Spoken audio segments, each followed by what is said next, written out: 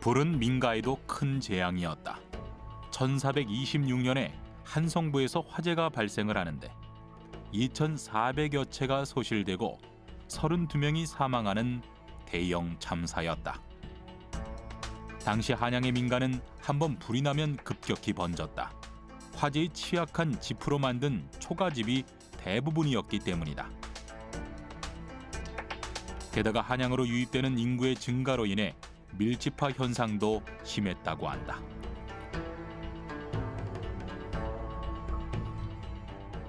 예전에는 한성부 내 인구가 별로 없었기 때문에 집과 집 사이에 완충 지역이 있었는데 이것이 도시의 인구가 밀접하다 보니까 이 완충 지역에 주택이 들어서게 되고 주택과 주택이 이제 밀집하게 되는 형태가 됐기 때문에 그리고 가옥 유형이 초가집이다 보니까 초가집은 금방 소실이 되는 경우가 있잖아요. 그래서 불에 타게 되면 그 비화, 즉 불씨가 다른 집의 초가로 그 지붕으로 들어가서 바로 타게 되고 그래서 집이 밀집되어져 있는 상태에서 한 집에 불이 나게 되면 순식간에 배교가 타는 거는 시간 문제다라고 얘기를 할 수가 있어요.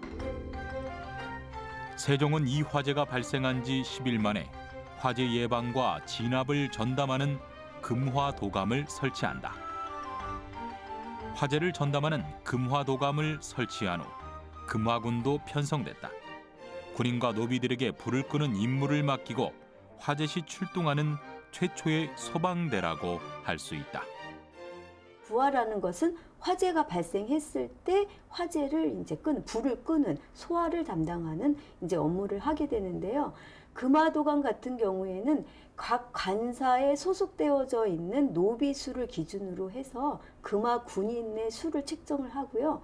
그다음에 마찬가지로 각 관사에 소속되어 있는 계집종 비의 수를 참작을 해서 급수 비자의 수를 책정을 합니다.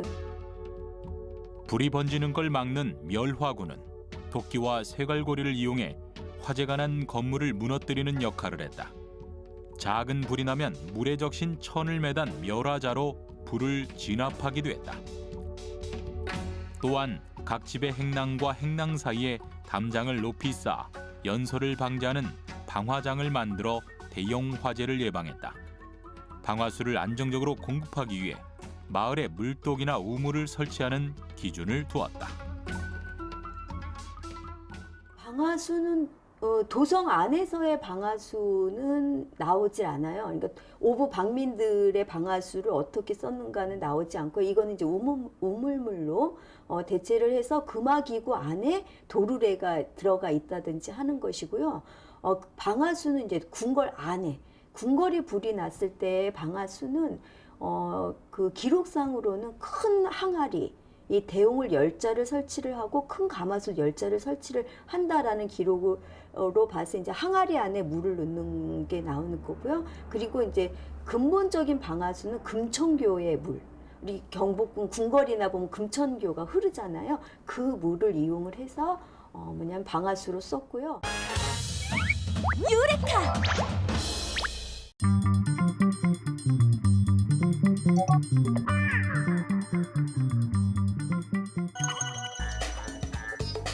여러분을 겨울옷 관리의 달인으로 만들어줄 오늘의 비법 차근차근 만나볼까요? 선생님, 그럼 처음 배워볼 소재는 어떤 건가요? 예, 겨울에 이제 날이 좀 추워지잖아요. 그러면 가죽들을 많이 입죠. 네. 예, 가죽을 세탁하고 보관하는 그런 방법을 배워보도록 하겠습니다. 잠깐 계세요. 네네. 유진 씨, 지금 뭐 하시는 거예요? 선생님, 이거 가죽 자켓이 좀 구겨져서 그러는데 다림질 해도 괜찮죠? 예? 뭐 하는 거 지금? 이거 구겨져서 다림질 하려고요. 물도 뿌리셨네? 네. 다림질 하려면 물도 뿌려야죠. 이게 동물성이에요, 동물성. 동물은 물과 습윤, 열 약해요. 아하, 그러니까 제대로 알고 해야죠. 내 저럴 줄 알았어. 가죽에 물이 묻었을 때는 깨끗하게 제거하고 그늘에 충분히 말려주고요. 핸드크림을 얇게 발라주면 지방 성분이 배어 새 것처럼 광택이 난답니다. 제가 아까는 막 가죽에 물도 뿌리고 다림질로 막 하려고 그러고 제가 초보티가 좀 많이 나는데요, 선생님. 이번에는 그러면 어떤 소재에 대해서 배워볼까요? 예, 코트 하면 아시죠? 아, 모지 코트. 예, 모지 코트. 겨울에 참 많이 입는데 한번 외출하고 들어온 먼지가 그렇게 많이 붙어요. 그렇죠. 모지 코트는 먼지를 털어내고 드라이 클리닝을 반드시 해주셔야 됩니다. 평소에 코트깃이나 소매단, 목둘레 같은 부위는 식빵으로 문질러 닦으면 때를 효과적으로 없앨 수 있다는 사실 밑줄 짝! 이번에 배워볼 겨울옷은요, 남녀노소 모두가 사랑하는 아이템이죠. 바로 니트 스웨터인데요. 이것도 참 보풀이 많이 일어나서 관리가 참 힘들어요. 그렇죠. 세탁을 할 때 보풀을 제거를 하고 세탁을 해야 수명이 길어지고요. 또한 니트는 줄어들지 않도록 미지근한 물에 전용 세제인 올 샴푸로 가볍게 헹구는 것이 좋은데요. 비비거나 짜지 말고 가볍게 주물러 빨아야 옷의 형태가 변형되지 않는다는 사실. 세탁 시간은 5분 내외로 짧게 하는 것이 좋고 말릴 때는 마른 수건으로 물기를 제거하고 말려줍니다. 급히 입으려고 헤어 드라이기로 말리면 섬유가 손상되니 주의해야 합니다. 니트를 말릴 때 목걸이를 여러 개 겹쳐서 널어주면 늘어짐을 방지할 수 있습니다. 뭐 옷 같은 경우에는 세탁도 중요하고 건조도 중요하지만 또 잘 보관하는 것도 중요하잖아요. 옷을 좀 잘 보관할 수 있는 방법에 대해서 알려주세요. 옷을 보관할 때 가장 먼저 고려해야 할 것은 습기를 피하는 것인데요. 그러기 위해서는 무엇보다 통풍이 잘 되는 곳에 보관해야 합니다. 또한 옷장 속 습기를 위해 많이 사용하는 습기 제거제의 경우 옷에 직접적으로 닿으면 옷감이 상할 수 있으니 꼭 주의하세요. 마지막으로 패션의 완성! 겨울 신발 보관법에 대해 알아볼까요? 신발 보관 역시 의류와 마찬가지로 습기를 주의해야 하는데요. 신문지를 이용해 습기를 제거할 수 있으며 냄새를 제거하는 방법으론 사용한 녹차 티백을 말린 후 신발 속에 넣어두면 탈취 효과가 있습니다.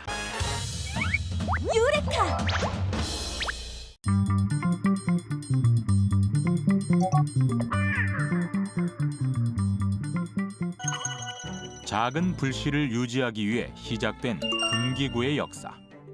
우리 조상들은 등잔을 효율적으로 이용하기 위해 노력했다. 등간은 높은 받침대 위에 등잔을 올려놓는 원리로 만들어졌다. 밑받침을 깎아 속을 판 다음 등잔대를 세우고 여기에 등잔 받침을 고정시켜 등잔을 올려놓을 수 있도록 했다. 한자인 두자와 흡사하여 광명두라고도 불리어진 등경. 등잔을 적당한 높이에 얹도록 한 등대로서 등잔거리라고도 부른다. 우리나라의 경우에는 이른바 등경이라고 하는 이 기구에다가 그 종지를 얹는데 경우에 따라서는 이제 높이 조절을 할 수 있도록 걸개가 있어서 내가 어떤 작업을 하느냐에 따라서 좀 높이 달기도 하고 낮게 달기도 하는 이러한 형태도 있고 또 그 밑에 이제 그 기름 받침이 여러 가지 형태로 만들어져서 이제 그 좀 미관상 이제 아름다운 그러한 경우도 있고요. 전통 등기구는 온돌 문화에서 발생한 좌식 생활의 영향을 받았다. 천정이 아닌 앉은 사람의 눈높이에 맞춰 방바닥에 놓고 사용하는 점이 특징이다. 등가와 등경은 모두 높이를 이용해 불빛을 좀 더 멀리 보내기 위해 만든 등기구다. 하지만 고정되어 있는 등가보다 높이 조정이 가능한 등경이 불빛을 어느 높이에서 얼만큼 퍼지게 만들 것인지에 따라 마음대로 조절할 수 있어 훨씬 더 효과적이었다. 등잔은 선조들의 생활 반경에서 빠른 속도로 발전했다.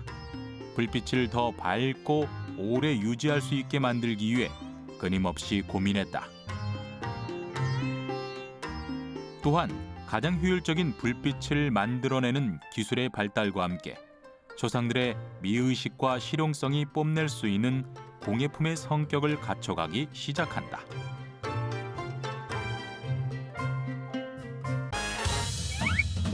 유레카!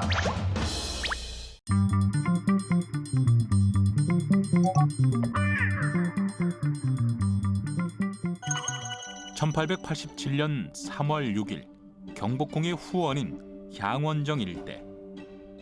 발전기 굉음과 동시에 최초로 전깃불이 켜진다. 첫 전등불은 16촉광 700개. 촛불 하나가 1촉광도 못 되니 당시로는 밤이 낮이 된 것이나 다름없었다. 최초로 전깃불이 우리나라에 들어온 순간이었다. 최초의 전기 발생기 향원정에 전등소, 즉 발전기가 생기면서 우리나라 사람들에게 불은 빛과 동의어가 됐다. 1883년도인가 그 조미수 동상조약에 따라 가지고 미역의 그 민영익을 정권 대사로 한 보빙사를 이제 파견하게 되는데요. 그 보빙사 이제 일행이 미국의 워싱턴에 가서 다양한 어떤 그 견학을 하게 되는데 그 가운데 하나가 이제 전기 시설을 또 견학하게 됩니다.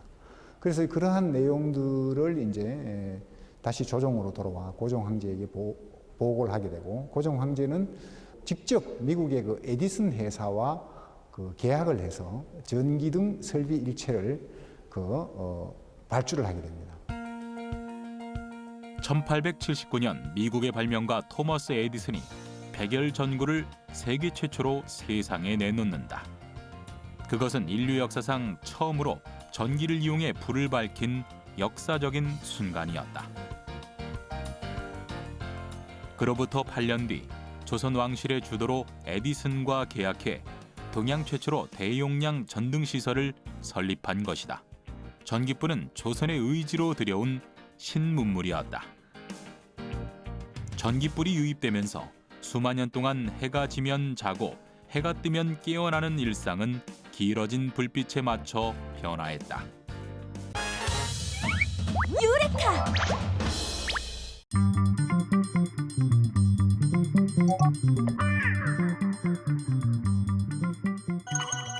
고려시대 청자를 만드는 가마는 길게는 4m 내외까지 하나로 연결돼 있는 통가마다.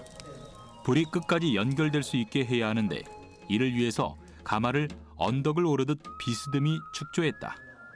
동양가마는 오를등자를 써가지고 하는 경사진 가마입니다. 그래서 아궁에서부터 굴뚝으로 일정한 각도로 경사져있는 가마입니다. 그래서 아궁에서 불 피워서 하나의 그 가마 건조실을 통해서 굴뚝으로 불꽃이 흐름이 빠져나가는 가마입니다.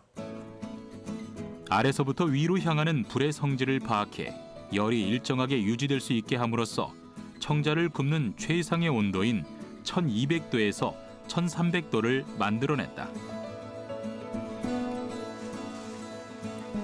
그리고 가마 속 열기와 함께 산소를 통제함으로써 흙 속에 있는 성분을 끌어냈는데 이러한 환원 기법은 당시에는 최고의 기술이었다.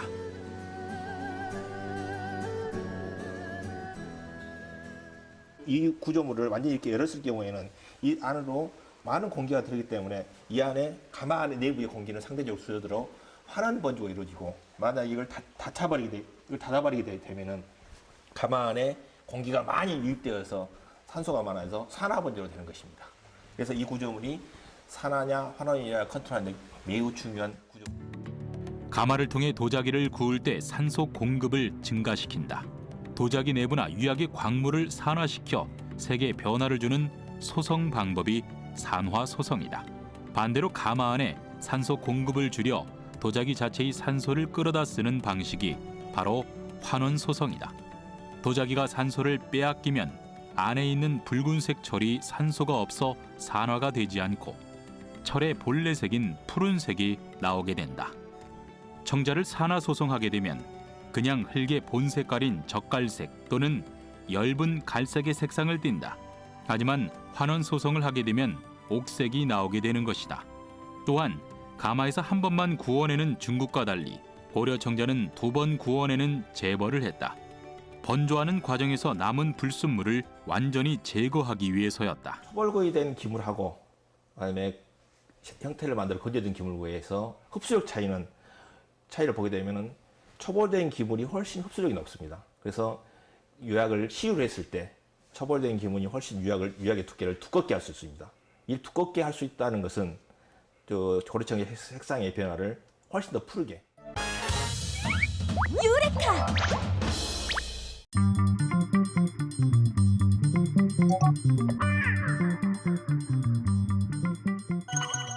바로 추위로 온몸을 단번에 녹여줄 벽난로를 만드는 이곳. 철판이 아닌 주물로 제작한다. 먼저 금형 위에 철틀을 놓고 그 위에 입자가 고운 흙을 덮어주는데 흙이 굳어서 모양을 잘 형성할 수 있도록 골고루 펴 바른다. 그 다음 표면을 매끄럽게 만들고 쇳물이 잘 들어갈 수 있게 불을 붙여주는데 다음으로 가장 신경 써야 할 작업. 1800도씨에 달하는 용해로에 재료를 넣고 쇳물을 만들어내는 일이다. 1800, 1600도 이런 건데 요만큼만 팍 튀어도 확 튀어. 이때 완성돼가는 쇳물을 소량 퍼낸 뒤 어디론가 향하는 기술자. 뭐 하시는 거예요? 그 덕타일 주물이라 그래가지고 구상화 주철. 그러니까 그 일반 철에다가 망간하고 마그네슘을 섞어서 재질이 그 깨지지 않는 주물로, 난로는 깨지면 안 되니까 그 만들기 위한 성분 분석을 하는 거예요. 바로 난로 제작에 요구되는 성분이 제대로 포함되어 있는지 확인하는 작업. 쇳물이 다 만들어지면 도가니에 쇳물을 옮겨 담아 거푸집에 붓는다. 1800도씨의 열기를 머금은 시뻘건 빛. 이게 강하다, 저 물르다, 탄다 뭐 이런 거 있는데 그런 걸 볼 줄 안다고. 쇠 재질을 어느 정도. 뭐 1, 2년 차엔 되지도 않고. 주물 작업이 까다롭기 때문에 경력 30년 내외의 전문 기술자들만 불 앞에 설 수 있다. 쇳물을 주입한 거푸집은 몇 시간 동안 건조한 뒤 해체 작업을 거치는데 오늘의 작업이 빛을 보는 순간 잘 나왔나요? 아, 물개 잘 났어. 네, 이번에는 물개 되게 잘 났어. 오케이. 오랜 시간 정성 들여 만든 주물은 난로 공장으로 옮겨진다. 주물 벽난로를 만들기 위해 아직 거쳐야 할 공정은 50여 가지. 그만큼 기술자들의 손길이 많이 필요한 작업이다. 이곳에선 용접을 통해 난로의 형체를 완성시키는데 무게가 나가다 보니 기준기는 필수라고. 또 30kg, 40kg, 50kg 이제 이 정도였는데 그게 이제 합쳐지니까 혼자 못 하는 거야, 이제는. 이제 기준기로 사용할 수밖에 없어. 특히 이곳 난로의 특징은 물탱크에 물을 채워서 따뜻한 물을 순환시켜 주변뿐만 아니라 바닥까지 따뜻하게 만들어준다는 것. 이게 바닥 난방이 되게 하려면은 이 물탱크에 물을 데펴서 순환을 시키는 그런 방식이거든요. 그래서 이게 가장 중요해요, 저희들한테는. 난로 안의 열기가 빠져나가지 않도록 열을 가도 효율성을 높였다. 서로 이어지는 부분마다 용접을 해서 붙여줘야 하기 때문에 시간이 꽤 소요된다. 물이 들어가는 거니까 견고하게 떼어야 되니까 거기에 대해 이제 좀 세밀하게 용접을 해야 되겠죠. 보는 이를 행복하게 해줄 멋진 장식품도 하나 달아준다. 오, 잘 맞아. 됐어. 난로가 다 만들어졌다고 해서 업무가 끝난 것은 아니다. 한쪽 공장에서는 연통을 제작하는데 높이를 조절할 수 있게 보통 1m씩 연통을 만들어 놓는다. 기술자들이 구슬땀을 흘려가며 장인정신으로 만든 주물 벽난로. 그 가치는 감히 값을 매길 수가 없다. 보기만 해도 손발이 따뜻해지는 느낌. 유레카!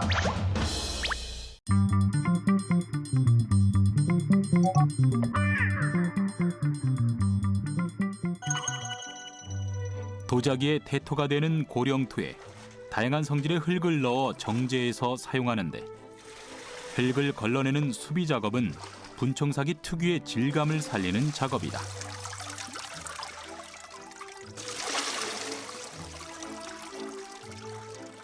이제 도자기 용으로 할 때 이제 수비라고 그러죠. 근데 이거는 이제 정제시키는 거는 여기 이제 흙이 약 5가지 종류가 이 안에서 이제 배합이 됐어요. 그 배합된 흙을 물을 이용해서 이쪽 체에다가 걸르게 되죠. 걸르게 되면은 불순물들은 이렇게 다 거체에 걸립니다. 그래서 이 체를 보면 뒤를 보면은 아주 굉장히 곱습니다. 수비된 흙을 말린 후 4시간에서 5시간 정도 밟는다. 불안정한 흙을 도자기로 만들어내기 위한 고단한 작업이다.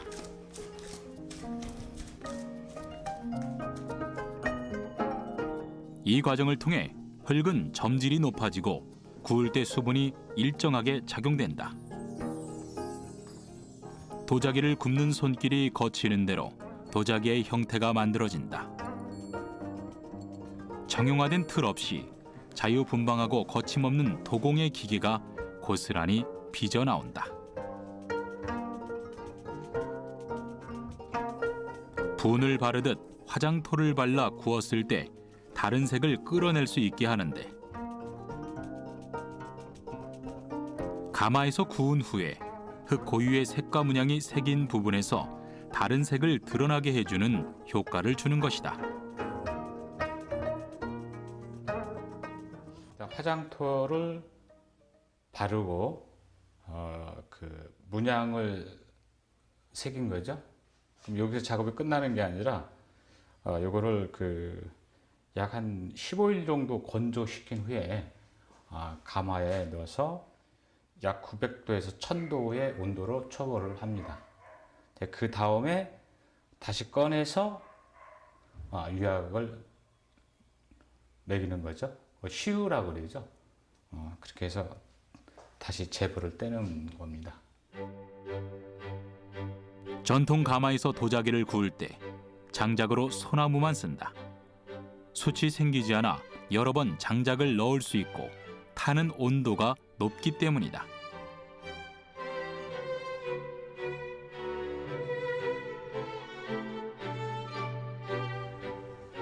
장작까지 준비가 되면 가마에 도자기를 넣는 재임을 한다.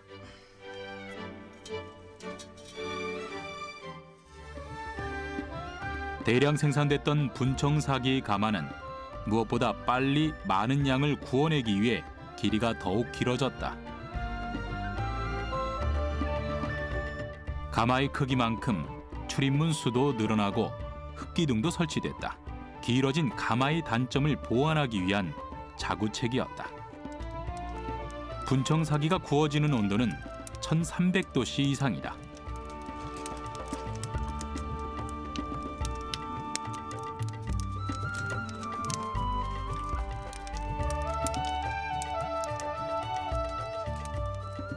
불길이 가마 전체를 덮고 아궁이에서부터 굴뚝까지 이어질 수 있게 해야 하는데, 불길이 사그라지지 않도록 살살 달래주듯 수시로 장작을 넣어줘야 한다.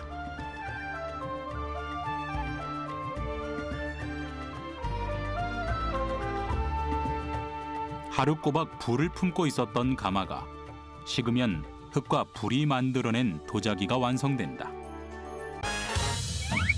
유레카!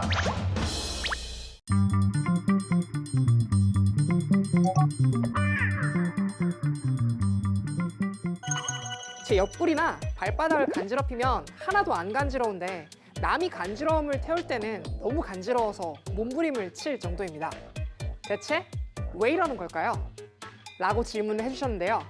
그 이유는 무엇인지 궁금한 S와 함께 알아보도록 하겠습니다. 우리는 보통 겨드랑이나 발바닥 그리고 옆구리 같이 예민한 곳에서 간지러움을 느끼는데요. 왜 남이 간지럽혀야 간지러움을 느끼는 걸까요? 우리의 뇌는 외부로부터 들어오는 새로운 정보에 더 예민하게 반응하도록 진화했습니다. 내부 감각까지 신경 써서 과부하가 걸리는 것보다는 훨씬 효율적인 방법이죠. 예를 들어 여러분의 코를 스스로 의식적으로 보려고 하면 볼 수 있는데 평소에는 전혀 신경 쓰이지 않는 이유가 바로 이러한 뇌의 정보 처리의 특성 때문이죠. 간지러움도 마찬가지예요. 스스로 자신의 옆구리를 간지러움을 태우면 간지럽지도 않고 웃음이 나오지도 않죠. 이런 이유는 바로 예측 가능한 형태로 자극이 들어와서 둔감하게 반응하기 때문인데요. 나의 옆구리를 간지르겠다 라는 행동에 대한 정보가 대뇌에서 형성되어 손해로 바로 전달되기 때문이죠. 그런데 남이 갑자기 내 옆구리를 간지럽혔다면 우리 뇌에서 그 행위는 새로운 정보가 되고 우리의 두뇌는 간지러운 느낌으로 자극을 받아들이게 됩니다. 간지러움에는 최소 2개의 뇌 부위가 연관되어 있습니다. 하나는 만지는 것에 대한 압력을 느끼는 부위인데요. 살짝 간지르는지, 찰싹 때리는지, 박박 문지르는지 등을 구분해내는 것은 대뇌의 피질 부위와 연결됩니다. 또 다른 하나는 좋은 기분을 관장하는 대뇌 부위인데요. 간지러움을 태우면 웃음이 나는 것도 신경학적으로 이런 대뇌 부위와 관련되어 있기 때문이라고 합니다. 누군가가 나를 간지럽힐 때는 흥분이나 놀람 같은 다른 형태의 반응이 나타날 수 있지만 가장 흔한 건 바로 웃음이죠.